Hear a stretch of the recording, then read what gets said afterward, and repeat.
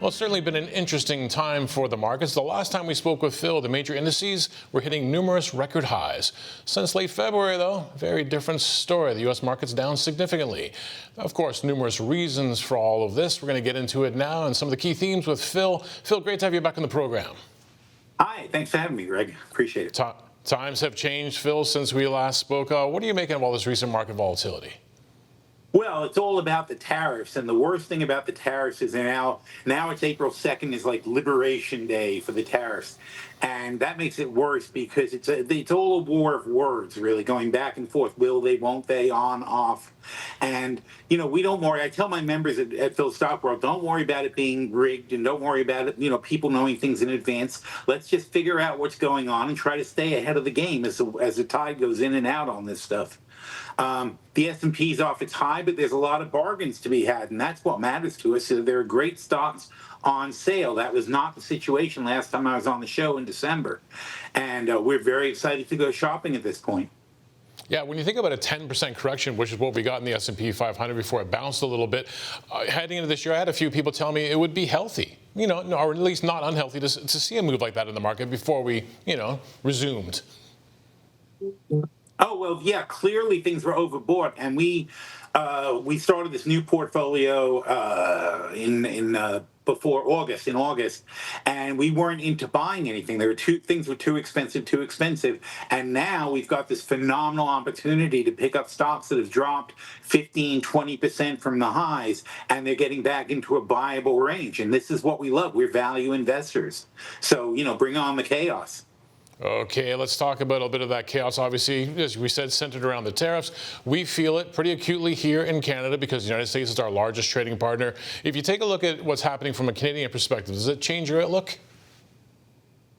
Well, 65% of your exports go through the U.S., and that's about $2.5 billion a day.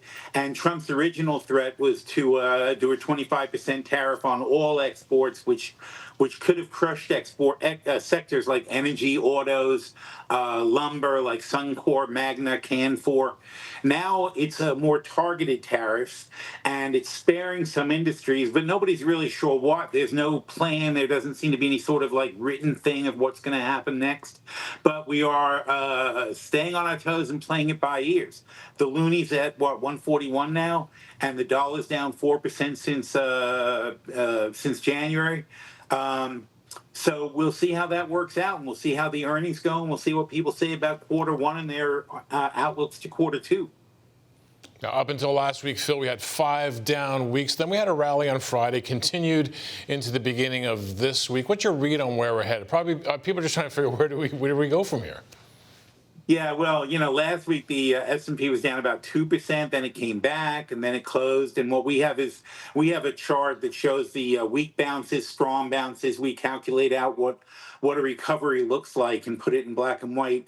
And so right now we're at what we would call the strong bounce line, which is a 40% retrace of the drop. So we had a drop, and now we're up 40% from the total drop, but still that's not even halfway back yet. And today's close, we just drifted along that same line on the strong bounces.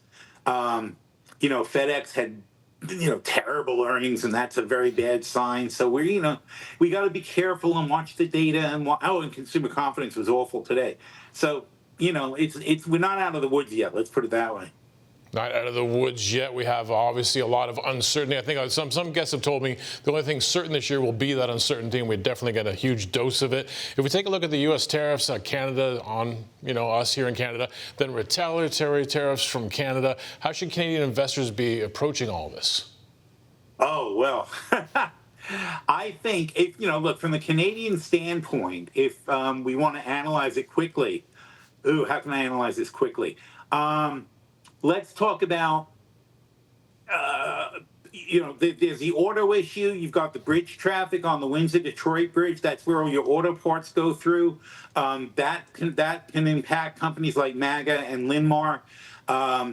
There's steel, and you have the steel tariffs. Now, the funny thing about that is Steel Co. is very highly affected, but Steel Co. just got bought by Cleveland-Cliffs. So, we're just screwing an American company, but with their Canadian counterpart.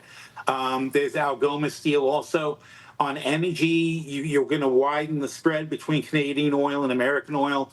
That's going to be affecting Cenovus and Suncor. You've got defensive plays that you can get into, like Fortis Utilities. Minerals like lithium, America might do well. Oh, Descartes Systems is a good one because they are an arbitrage play because they're doing the logistics, and the tariff logistics are going to cause a demand for that kind of service for people to figure out how to get around this stuff. So definitely areas there for investors to do their homework on. Let's talk about sectors. Those are some specific names there. You threw Stelco in there, a few others. What about the sectors that hold potential opportunities in this environment? The sectors that hold opportunities. I think that the financials are going to actually do well. And again, it's an arbitrage play. Who can actually make hay, make hay while the sun shines? And there'll be survivors like somebody like BRP who's already sourced half their work to Mexico and to Europe.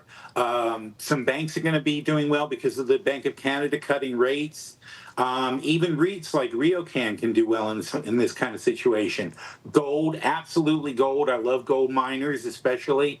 I don't see the point in owning gold. If I buy a gold miner, they make money using the gold to sell, plus they have a huge amount of reserves. So I like them better than actual holding of gold.